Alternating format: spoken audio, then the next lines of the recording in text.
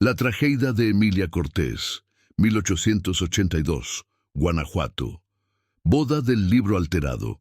Bienvenido a este espacio donde la historia guarda silencio y los registros oficiales dejan más preguntas que respuestas. Antes de comenzar, te invito a escribir en los comentarios desde qué lugar nos estás escuchando y si este relato te encuentra de día o en plena noche.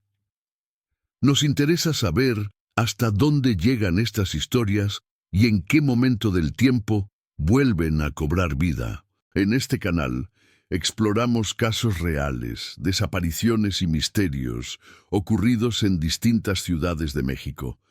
Relatos que fueron ocultados, ignorados o simplemente olvidados con los años.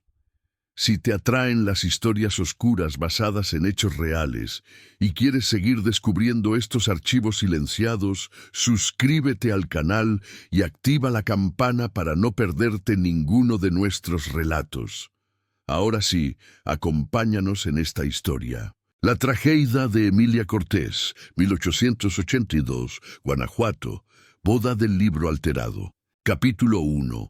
Las páginas que fueron reemplazadas en la parroquia de Nuestra Señora de Guanajuato, también conocida como Basílica Colegiata de Nuestra Señora de Guanajuato, ubicada en corazón de la ciudad de Guanajuato, capital del estado del mismo nombre, situada en región montañosa del Bajío mexicano, a 2000 metros, sobre nivel del mar, en valle estrecho, flanqueado por cerros escarpados, que se elevaban abruptamente, creando paisaje dramático de pendientes, pronunciadas, cubiertas con casas, coloridas, construidas literalmente una encima de otra, siguiendo contornos de montañas en configuración, que desafiaba lógica convencional de urbanismo plano, ciudad que había sido fundada en 1554 después de descubrimiento de vetas extraordinariamente ricas de plata en montañas circundantes que habían transformado área que había sido territorio escasamente poblado por grupos indígenas chichimecas en centro minero de importancia crucial para la economía de Nueva España durante 3 siglos de período colonial, cuando minas de Guanajuato habían producido aproximadamente 1/3 de toda plata extraída en América Española, generando fortunas que habían financiado construcción de palacios monumentales, iglesias barrocas elaboradas, teatros elegantes y túneles subterráneos que servían originalmente para desviar río que atravesaba ciudad, protegiéndola contra inundaciones, pero que eventualmente habían sido convertidos en calles subterráneas que creaban red de tráfico, única en mundo, donde vehículos podían circular bajo ciudad mientras peatones caminaban en nivel de superficie. En ciudad que había alcanzado apogeo de prosperidad durante siglo XVIII, cuando producción de plata había sido máxima, pero que había experimentado declive durante siglo XIX, después de independencia de México, cuando inestabilidad política, guerras civiles e interrupción de inversión de capital habían causado que múltiples minas fueran abandonadas temporalmente, aunque algunas habían sido reabiertas durante década de 1870, cuando gobierno de Porfirio Díaz había promovido inversión extranjera, particularmente de compañías británicas y estadounidenses que habían traído tecnología moderna de bombeo y de procesamiento de mineral, permitiendo explotación de vetas profundas que habían sido inaccesibles usando métodos tradicionales, resultando en resurgimiento parcial de industria minera que había devuelto cierta prosperidad a la región, aunque nunca alcanzando niveles espectaculares de periodo colonial, cuando Guanajuato había sido considerada ciudad más rica de México después de Ciudad de México. En la tarde cálida del sábado 8 de abril de 1882, cuando temperatura había alcanzado 26 grados centígrados bajo cielo despejado, que permitía que sol brillara intensamente sobre cúpulas doradas de iglesias múltiples, que caracterizaban Skyline de ciudad, creando destellos de luz que eran visibles desde kilómetros de distancia para viajeros que se acercaban por caminos sinuosos que descendían desde montañas, cuando campanas de basílica habían sonado a las 4 de tarde según costumbre, que marcaba hora de vísperas y también anunciaba inicio inminente de ceremonias importantes como matrimonios que serían celebrados durante tarde. Aproximadamente 120 invitados que incluían familias de ambos contrayentes, junto con amigos seleccionados de círculos sociales apropiados y conocidos comerciales de padre de novia que había invitado estratégicamente a comerciantes y funcionarios con quienes mantenía relaciones de negocios, habían llenado bancos de madera tallada de basílica que era edificio monumental, construido durante siglo XVIII, con arquitectura barroca extraordinariamente elaborada, que incluía fachada de cantera rosa, decorada con columnas salomónicas, nichos conteniendo estatuas de santos, y relieves representando escenas de vida de Virgen de Guanajuato, que era patrona de ciudad, con interior espacioso que contenía 3 naves separadas por columnas masivas de cantera, con altar mayor cubierto completamente con pan de oro aplicado, mediante técnica laboriosa que había requerido trabajo de artesanos durante 2 años para completar superficie brillante que reflejaba luz de velas votivas, creando efecto visual espectacular, particularmente durante servicios nocturnos, cuando catedral era iluminada exclusivamente por cientos de velas que ardían simultáneamente. La ceremonia de matrimonio entre Emilia Cortés, de 22 años, hija de don Mariano Cortés, quien era propietario de tienda grande de mercancías generales ubicada en plaza principal de Guanajuato, donde vendía productos variados que incluían textiles importados de Europa, herramientas para minería, alimentos procesados, especias y múltiples otros artículos necesarios para vida urbana de población de aproximadamente 40.000 habitantes que vivían en ciudad durante 1882, tienda que generaba ingresos anuales de aproximadamente 15.000 pesos, colocando familia Cortés en clase media alta de Guanajuato, aunque no en élite de propietarios de minas que generaban 100.000 pesos anuales o más, y don Zacarías Monroy, de 34 años, quien se presentaba como administrador de mina mediana llamada La Esperanza, ubicada en cerros al norte de ciudad, donde supuestamente supervisaba operaciones de extracción y de procesamiento de mineral, empleando 100 trabajadores que descendían diariamente a túneles para extraer plata mediante métodos tradicionales de barrenación manual y explosión con pólvora, aunque esta historia era exageración considerable de realidad, porque don Zacarías era simplemente empleado administrativo menor en mina en lugar de administrador principal que controlaba operaciones. No tenía autoridad significativa sobre decisiones importantes y ganaba salario modesto de 60 pesos mensuales, que aunque era respetable comparado con salarios de mineros ordinarios que ganaban apenas 15 pesos mensuales, no era suficiente para justificar pretensiones de don Zacarías de ser hombre de recursos económicos considerables que podría mantener esposa en estilo apropiado para familia de comerciantes prósperos como Cortés. Había sido conducida por padre Fermín Aguayo, quien había servido como canónigo de Basílica durante 15 años, después de haber sido ordenado en Seminario de León, que era institución educativa principal para formación de sacerdotes en región de Bajío.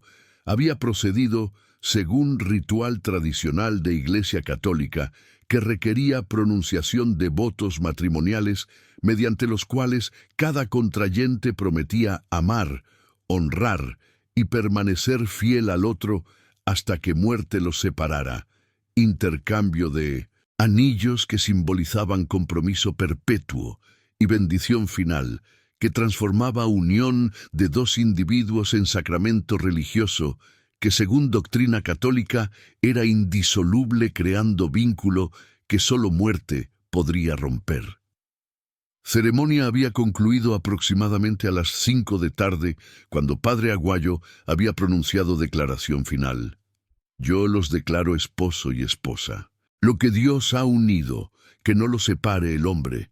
Cuando pareja recién casada había besado según costumbre, cuando procesión de salida había comenzado, mientras organista tocaba música triunfal apropiada para conclusión exitosa de ceremonia, y cuando invitados habían salido de Basílica hacia casa de familia Cortés, ubicada a 3 cuadras de distancia, donde recepción modesta había sido preparada, consistiendo principalmente de platillos tradicionales de región que incluían enchiladas mineras, que eran especialidad de Guanajuato, tamales, mole, chocolate caliente y dulces de leche que eran producidos en conventos de monjas. Pero mientras recepción procedía con alegría apropiada para celebración de matrimonio, mientras invitados conversaban y comían, mientras Emilia y don Zacarías aceptaban felicitaciones de familiares y amigos, mientras músicos tocaban canciones tradicionales, en basílica que había quedado vacía después de salida de congregación, en sacristía adyacente a nave principal donde ornamentos litúrgicos eran guardados, y donde libros parroquiales que documentaban bautizos, matrimonios y defunciones eran mantenidos en armario grande de madera con puerta que se cerraba con llave para proteger documentos contra robo o daño accidental, estaba ocurriendo acción extraordinaria que transformaría matrimonio aparentemente normal en fraude elaborado que eventualmente resultaría en asesinato cuando verdad amenazara ser descubierta. Don Zacarías había entrado a sacristía mediante puerta lateral, que conectaba con patio interior de basílica, puerta que normalmente estaba cerrada con llave, pero que había sido dejada abierta deliberadamente por sacristán don Pascual Vilchis, quien había sido sobornado con pago de 200 pesos que representaban más de año de salario de sacristán, que ganaba apenas 15 pesos mensuales, haciendo que soborno fuera tentación irresistible para hombre que vivía en pobreza perpetua, a pesar de trabajar en institución religiosa rica. Había caminado directamente hacia armario, donde libros parroquiales eran guardados, había abierto armario usando llave que don Pascual le había proporcionado como parte de acuerdo corrupto que habían negociado durante semana antes de boda. Había localizado libro de matrimonios, donde registro de ceremonia que acababa de ocurrir debería ser inscrito por Padre Aguayo durante horas siguientes, según práctica establecida que requería que sacerdote que conducía ceremonia registrara matrimonio en libro oficial inmediatamente después de conclusión, para asegurar que documentación fuera completada, mientras detalles estaban frescos en memoria antes de que transcurso de tiempo causara que información importante fuera olvidada. Había removido libro completo de armario que contenía aproximadamente 300 folios de papel grueso, encuadernados en cuero, con registros de matrimonios que habían ocurrido durante período de 5 años, desde 1877 hasta 1882, y había reemplazado libro original con libro falsificado que había sido preparado meticulosamente durante 3 meses antes de boda mediante proceso extraordinariamente laborioso que había requerido copiar a mano todos registros existentes del libro original hasta registro más reciente que había sido matrimonio celebrado semana antes de boda de Emilia, usando caligrafía que imitaba estilos de múltiples sacerdotes que habían registrado matrimonios durante período de 5 años, asegurando que el libro falsificado pareciera auténtico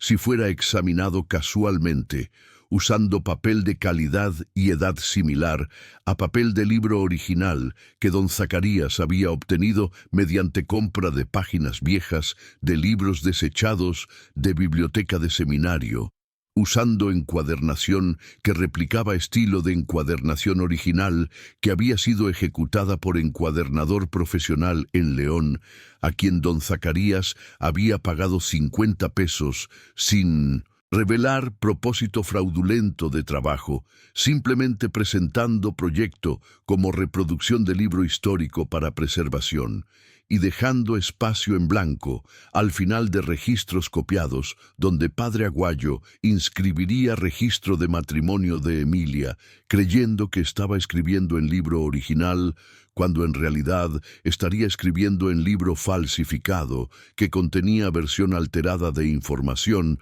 que sería registrada. La alteración crucial que distinguía libro falsificado del libro original no estaba en registros copiados de matrimonios anteriores que habían sido reproducidos fielmente para crear apariencia de autenticidad, sino estaba en formato y en lenguaje de espacio en blanco que padre Aguayo llenaría cuando registrara matrimonio de Emilia, espacio que en libro original habría incluido secciones estándar para documentar nombres completos de contrayentes, nombres de padres de ambos contrayentes, ocupaciones, lugares de nacimiento, confirmación de que impedimentos canónicos habían sido investigados y que no existían obstáculos para matrimonio válido, nombres de testigos que habían presenciado ceremonia y, crucialmente, cláusula que era incluida rutinariamente en registros de matrimonios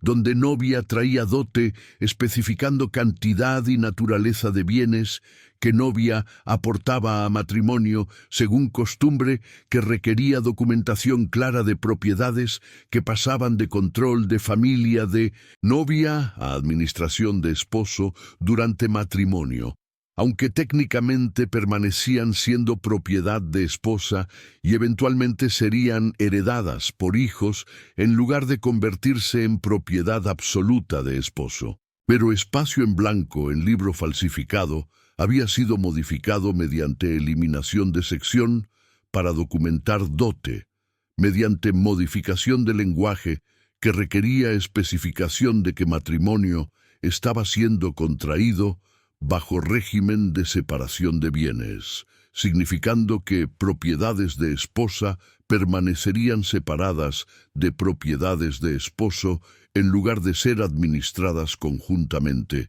y mediante adición de cláusula que especificaba que, en caso de muerte de esposa sin descendencia, todas propiedades pasarían a esposo como heredero universal, que era lenguaje extraordinariamente inusual en registro matrimonial, porque cuestiones de herencia normalmente eran tratadas en testamentos separados, en lugar de ser incluidas en registros parroquiales, pero que si fuera aceptado como parte del registro oficial, podría ser usado por don Zacarías como evidencia legal de que Emilia había acordado que él heredaría propiedades de ella si moría sin hijos, creando situación donde don Zacarías podría reclamar dote completa como herencia en lugar de tener que devolverla a familia de Emilia, según leyes de época, que especificaban que si matrimonio terminaba por muerte de esposa sin descendencia,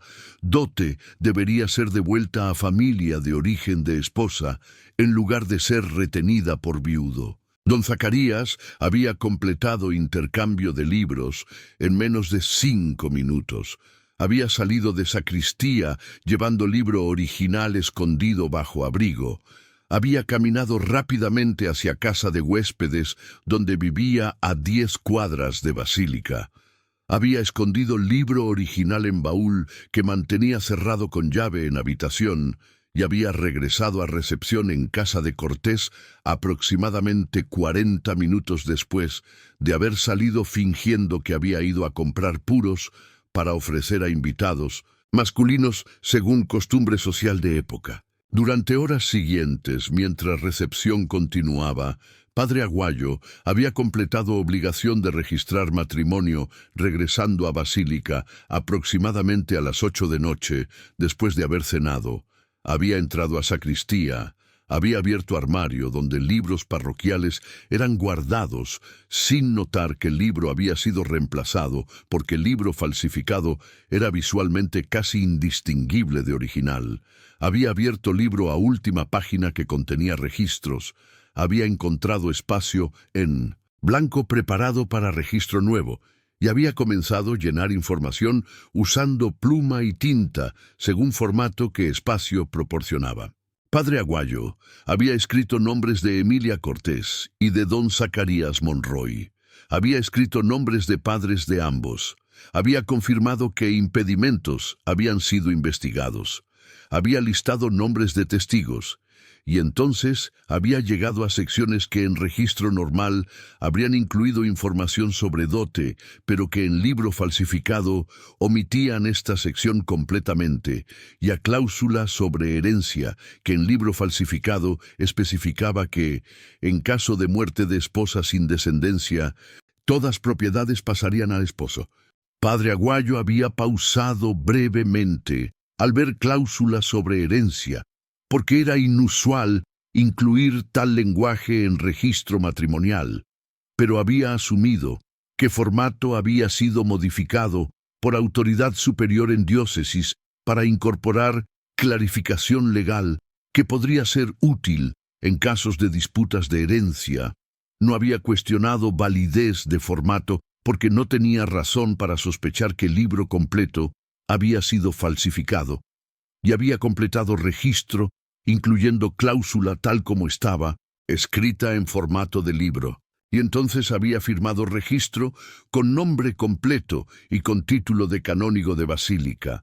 Había cerrado libro, había devuelto libro a armario, había cerrado armario con llave, y había salido de sacristía creyendo que había completado obligación administrativa apropiadamente, sin saber que había participado involuntariamente en fraude que transformaría registro oficial de matrimonio en documento falsificado, que eventualmente sería usado como evidencia para robar herencia de familia Cortés. Esta es la historia de Emilia Cortés, quien tenía 22 años cuando se casó con don Zacarías Monroy, el 8 de abril de 1882 en Basílica de Guanajuato, cuyo matrimonio fue registrado en libro parroquial falsificado que había sido sustituido por libro original mediante conspiración entre novio y sacristán corrupto, quien vivió como esposa durante 5 meses sin saber que el registro oficial de matrimonio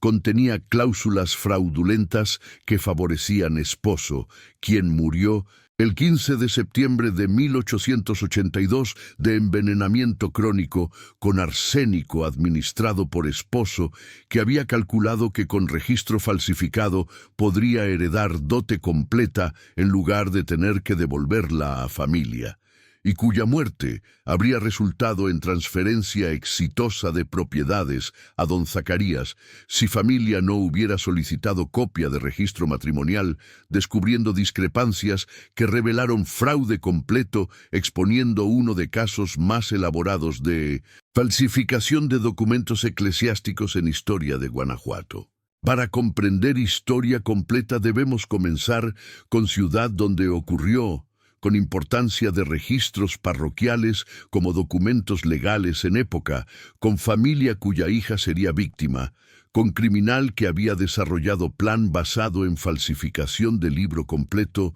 en lugar de simplemente alterar registro individual, y con investigación que revelaría fraude mediante comparación de testimonio de testigos con contenido de registro oficial que no correspondía con memoria de quienes habían presenciado ceremonia. Capítulo 2. Guanajuato en 1882 y los libros parroquiales como documentos legales.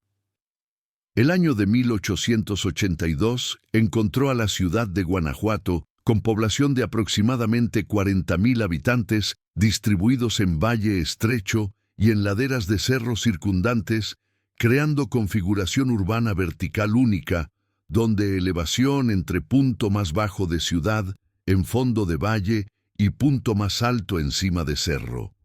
Cubilete alcanzaba diferencia de más de 500 metros, resultando en 1906 ciudad que debía ser navegada mediante subida y bajada constante de calles empinadas, escaleras largas y callejones estrechos que serpenteaban entre casas construidas literalmente una encima de otra.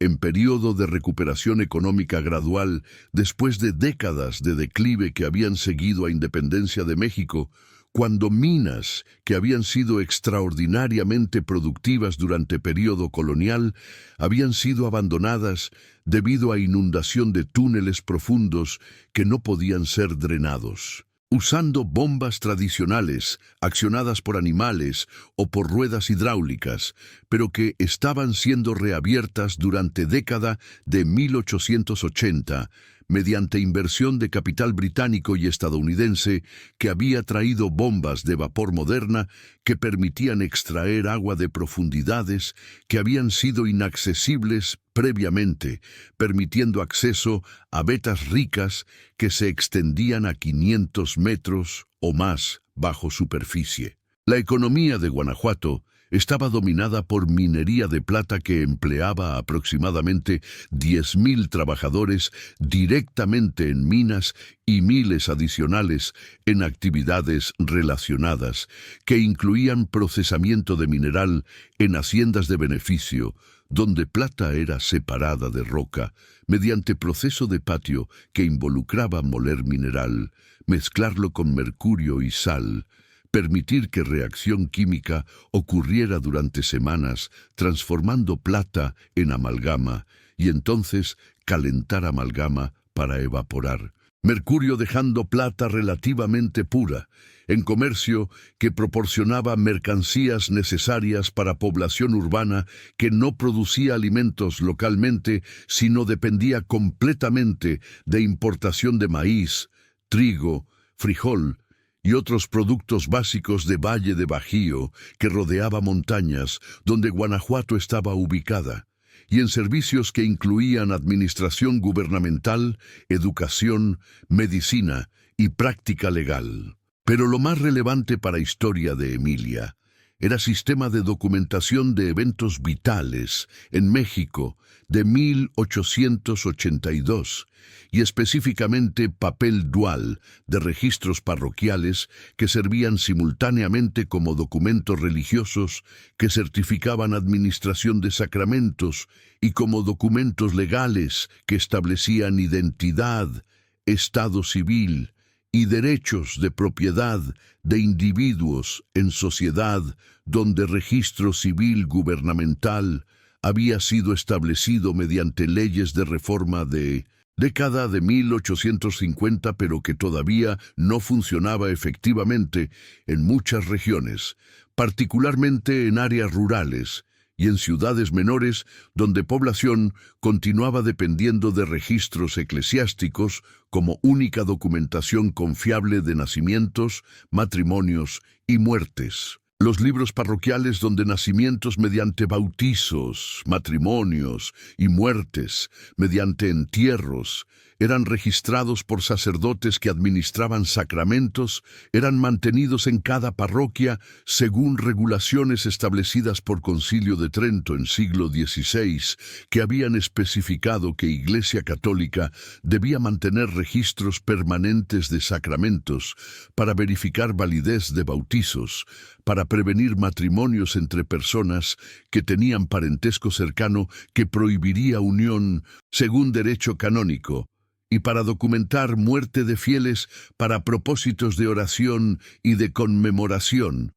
Regulaciones que habían sido implementadas rigurosamente en América Española, donde autoridades eclesiásticas habían comprendido que registros servirían no solo propósitos religiosos, sino también propósitos legales y fiscales, permitiendo que Corona Española rastreara población, verificara identidad de personas que reclamaban privilegios basados en ascendencia española o indígena y recaudara impuestos basados en registros de propiedad que frecuentemente dependían de información contenida en registros matrimoniales sobre dotes y herencias. En Guanajuato de 1882, libros parroquiales continuaban siendo fuente principal de documentación legal para mayoría de población que usaba certificados extraídos de registros parroquiales para probar identidad cuando obtenían pasaportes,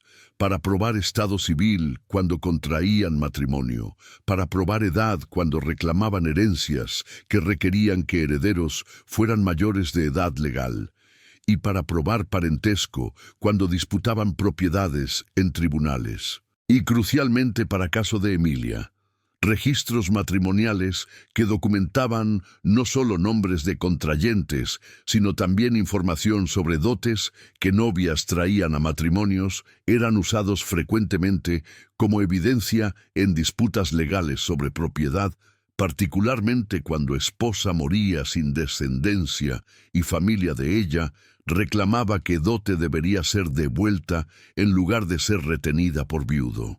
Las leyes de época especificaban que dote que esposa traía a matrimonio permanecía siendo técnicamente propiedad de ella, aunque esposo tenía derecho de administrar durante matrimonio, y que si matrimonio terminaba por muerte de esposa sin hijos que heredarían, dote debería ser devuelta a familia de origen de esposa. Pero esta regla dependía de capacidad de demostrar qué propiedades habían constituido dote original, demostración que frecuentemente requería referencia a registro matrimonial que documentaba dote en momento de matrimonio. Don Zacarías había comprendido perfectamente esta mecánica legal cuando había desarrollado plan de falsificar libro parroquial, si podía crear registro que omitía mención de dote, y que incluía cláusula, afirmando que propiedades pasarían a esposo en caso de muerte sin descendencia. Podría usar registro como evidencia legal para reclamar herencia completa cuando Emilia muriera. Y familia Cortés tendría dificultad extrema disputando reclamación, porque registro oficial en libro parroquial que era mantenido por iglesia en armario cerrado con llave, parecería ser evidencia definitiva de acuerdo que había sido hecho en momento de matrimonio. La sociedad de Guanajuato estaba estratificada con élite pequeña de propietarios de minas y de comerciantes muy ricos, clase media considerable de comerciantes menores, administradores de minas y profesionales que incluía familia Cortés, y clase trabajadora grande de mineros, artesanos y empleados domésticos que vivían en condiciones que variaban de modestas a miserables. Para mujeres de familias de clase media como Emilia, vida ofrecía educación básica, generalmente con monjas, participación limitada en vida social y expectativa casi universal de matrimonio apropiado. Capítulo 3. Emilia Cortés y la dote que sería robada. Emilia Cortés había nacido en el año de 1860 en Guanajuato, en familia de comerciantes que habían establecido tienda de mercancías generales durante década de 1840, aprovechando recuperación gradual de economía después de guerras que habían seguido a independencia. Su padre, don Mariano Cortés, había heredado negocio de su padre, don Cayetano, en 1855. Había expandido operaciones mediante importación de mercancías de Europa y Estados Unidos, y había acumulado fortuna de 30,000 pesos para 1882. Su madre, doña Petronila, continuaba activa en negocio manejando cuentas y supervisando empleados de tienda. Emilia era mayor de 3 hijos, que incluían hermana menor Leocadia, de 20 años, y hermano menor Fausto, de 18. A sus 22 años, Emilia era mujer de belleza modesta con constitución delgada, personalidad reservada, que valoraba familia y tradiciones. educación moderada recibida con monjas en Colegio de la Purísima que operaba en Guanajuato. La dote que traería a matrimonio incluía efectivo de 10,000 pesos, participación en tienda familiar valorada en 5,000 pesos y ajuar de ropa de cama, vestidos y joyas valorado en 2,000 pesos, total de 17,000 pesos, que era dote respetable. El cortejo por don Zacarías había comenzado en octubre de 1881, cuando había sido presentado a familia mediante conocido comercial que había afirmado que don Zacarías era administrador de mina con ingresos estables. Durante 6 meses había visitado casa de Cortés, regularmente presentándose como hombre de recursos apropiados. Cuando había propuesto matrimonio en marzo de 1882, Emilia había aceptado con convicción de haber encontrado esposo apropiado. Lo que no sabía era que don Zacarías había exagerado masivamente posición y que planeaba robar dote mediante fraude de registro. Capítulo 4. Don Zacarías Monroy y el plan del libro falsificado. El hombre que se casó con Emilia Cortés el 8 de abril de 1882 era estafador que había desarrollado plan extraordinariamente elaborado de falsificar libro parroquial completo en lugar de simplemente alterar registro individual, plan que había requerido 3 meses de preparación meticulosa. Don Zacarías Monroy había nacido en 1848 en Guanajuato. Durante juventud, había trabajado como escribiente en oficinas de mina, aprendiendo documentación. Había desarrollado habilidades de caligrafía y falsificación. Para 1882 era empleado menor en mina ganando 60 pesos mensuales. Tenía deudas de 2,000 pesos por juego. Había identificado a Emilia como víctima apropiada con dote considerable. Pero simplemente casarse no era suficiente, porque si ella muriera sin hijos, dote debería ser devuelta a familia según leyes. Había desarrollado plan de 2 fases: falsificar registro matrimonial para crear evidencia legal de que propiedades pasarían a él, y entonces envenenar a Emilia para heredar sin obligación de devolver. La preparación había incluido obtener acceso al libro original mediante soborno de sacristán don Pascual con 200 pesos. Copiar libro completo a mano durante 3 meses, visitando sacristía múltiples veces, fingiendo consultar registros genealógicos para investigación familiar. Contratar encuadernador en León para encuadernar páginas falsificadas y preparar formato de registro que omitía dote e incluía cláusula de herencia favoreciendo esposo. Intercambio de libros había ocurrido exitosamente durante recepción.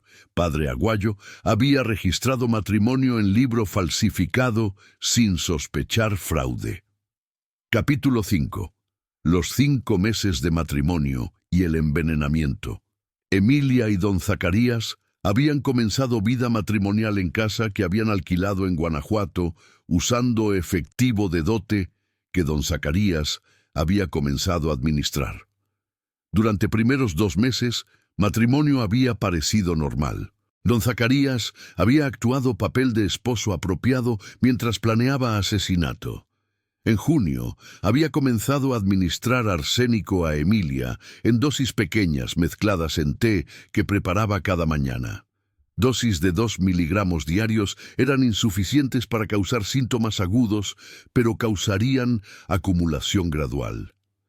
Durante julio y agosto, Emilia había comenzado a experimentar síntomas: fatiga, náusea ocasional, pérdida de apetito. Había consultado médico, quien había diagnosticado debilidad femenina sin sospechar envenenamiento. Para septiembre, después de 3 meses de exposición continua, Emilia estaba gravemente enferma, con síntomas severos de envenenamiento crónico. Vómito frecuente, diarrea, pérdida dramática de peso, caída de cabello. 15 de septiembre de 1882, Emilia Cortés murió después de agonía de 2 días. Doctor certificó muerte como fiebre intestinal sin autopsia. Don Zacarías había actuado dolor apropiado mientras preparaba reclamación de herencia. Capítulo 6. El descubrimiento del fraude. Mediante comparación de registros, cuando Familia Cortés había comenzado a arreglar asuntos de herencia después de muerte de Emilia, don Mariano había solicitado copia certificada de registro matrimonial de Basílica para presentar a notario como evidencia de matrimonio en proceso de reclamación de dote que, según su comprensión, debería ser devuelta porque Emilia había muerto sin hijos. Copia había sido preparada por padre Aguayo, transcribiendo registro del libro que estaba en armario, registro que no mencionaba dote y que incluía cláusula afirmando que propiedades pasarían a esposo. Cuando don Mariano había recibido copia, había quedado sorprendido. Este registro no es correcto. Durante matrimonio discutí específicamente con padre Aguayo que dote de 17,000 pesos debería ser documentada en registro. ¿Por qué no aparece? Había visitado Basílica confrontando padre Aguayo, quien había respondido: don Mariano, simplemente registré matrimonio según formato de libro. Si dote no aparece es porque formato no incluía sección para documentar. Pero libros parroquiales siempre incluyen sección para dote cuando novia trae propiedad a matrimonio. Y esta cláusula sobre herencia es completamente inusual. Nunca he visto tal lenguaje en registro matrimonial. Padre Aguayo había revisado registro, había admitido: tiene razón que cláusula es inusual, pero asumí que formato había sido modificado por autoridad superior. Sospecha de don Mariano había crecido. Había solicitado ver libro original. Cuando padre Aguayo había abierto armario mostrando libro, don Mariano había examinado cuidadosamente. Había notado algo extraordinario. Padre, este libro parece nuevo. Encuadernación está demasiado fresca. Y papel no muestra desgaste apropiado para libro que ha sido consultado durante 5 años. Examen más cuidadoso había revelado discrepancias. Caligrafía en registros recientes era ligeramente diferente de caligrafía en registros anteriores, aunque supuestamente todos habían sido escritos por mismo sacerdote. Fechas de algunos registros no correspondían con memoria de padre Aguayo de cuando había celebrado ceremonias. Y más crucial, testigos de matrimonio de Emilia recordaban que padre Aguayo había mencionado durante ceremonia que dote sería registrada, pero registro no mostraba mención. Este libro ha sido falsificado, don Mariano había declarado. Alguien reemplazó libro original con copia fraudulenta. Investigación había comenzado. Interrogatorio de don Pascual Sacristán había revelado soborno de don Zacarías. Confesión de que había permitido acceso a sacristía y que había proporcionado llave. Búsqueda de habitación de don Zacarías. Había revelado libro original escondido en baúl. Libro que contenía registro legítimo de matrimonio, documentando dote de 17,000 pesos sin cláusula de herencia. Exhumación de Emilia ordenada por juez. Había revelado arsénico en cabello confirmando envenenamiento. Don Zacarías Monroy fue arrestado en octubre de 1882, acusado de homicidio, falsificación y soborno. Capítulo 7. El juicio del libro falsificado. Juicio comenzó en enero de 1883 en Guanajuato. Evidencia fue devastadora. Libro original versus libro falsificado, mostrando alteraciones. Testimonio de don Pascual sobre soborno, autopsia revelando arsénico, testimonio de testigos sobre discrepancias en registro. Experto en caligrafía, don Hermenegildo Mena, testificó sobre falsificación. Libro falsificado es obra extraordinaria de fraude.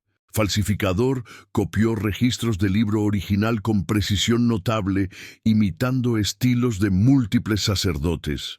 pero examen microscópico revela inconsistencias en presión de pluma y en espaciado que prueban que registros fueron copiados recientemente en lugar de ser escritos durante periodo de 5 años.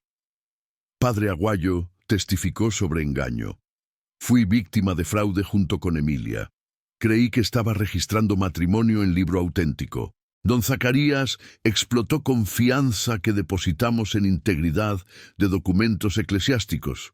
Fiscal argumentó que plan había sido extraordinariamente premeditado. Acusado no simplemente alteró registro existente, falsificó libro completo durante 3 meses, sobornó sacristán, reemplazó libro, esperó que sacerdote inscribiera registro fraudulento y entonces envenenó víctima para heredar usando registro como evidencia legal. Fue conspiración elaborada que profanó documentos sagrados. Defensa intentó argumentar que muerte fue natural, pero evidencia de arsénico destruyó argumento. Veredicto: culpable de homicidio premeditado, falsificación de documentos públicos y soborno. Sentencia: muerte por fusilamiento. Don Zacarías Monroy fue ejecutado en Guanajuato el 15 de mayo de 1883. Don Pascual Vilchis recibió 10 años de prisión por complicidad. Sus últimas palabras: libro falsificado habría proporcionado evidencia legal perfecta de herencia si familia no hubiera comparado registro con memoria de testigos. Calculé que nadie cuestionaría autenticidad del libro en armario de iglesia, pero observación cuidadosa de padre reveló discrepancias que destruyeron plan. Epílogo.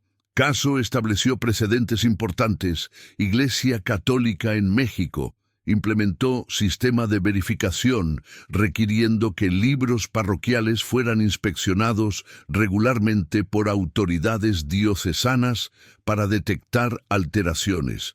Copias de registros importantes fueran mantenidas en archivos separados, previniendo que falsificación de un libro eliminara toda evidencia, y sacristanes fueran supervisados más estrictamente para prevenir acceso no autorizado a documentos. Gobierno de Guanajuato aceleró implementación de registro civil separado de registros eclesiásticos, eliminando dependencia exclusiva de documentos de iglesia.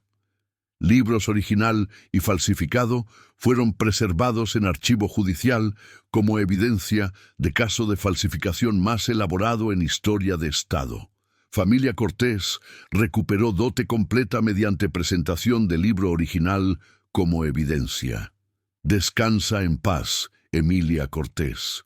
Casaste creyendo que matrimonio estaba documentado apropiadamente. Viviste 5 meses siendo envenenada mientras esposo planeaba usar registro falsificado para robar herencia. Moriste sin saber que el libro había sido reemplazado. Pero padre observador notó discrepancias. Investigación reveló fraude. Justicia prevaleció. Si esta historia te ha conmovido, te invito a dejar me gusta y suscribirte al canal. Activa las notificaciones. ¿Qué nos dice sobre importancia de verificar autenticidad de documentos oficiales? ¿Cómo proteger registros contra falsificación? Comparte tus pensamientos. Gracias por escuchar historia de boda del libro alterado, de mujer cuyo matrimonio fue registrado en libro falsificado que favorecía a esposo, que fue envenenada para que él heredara usando registro fraudulento como evidencia. Que memoria de Emilia nos enseñe que incluso documentos más sagrados pueden ser falsificados por criminales. Que observación cuidadosa puede revelar fraudes elaborados y que múltiples copias de registros importantes son esenciales para proteger verdad. Hasta próximo caso.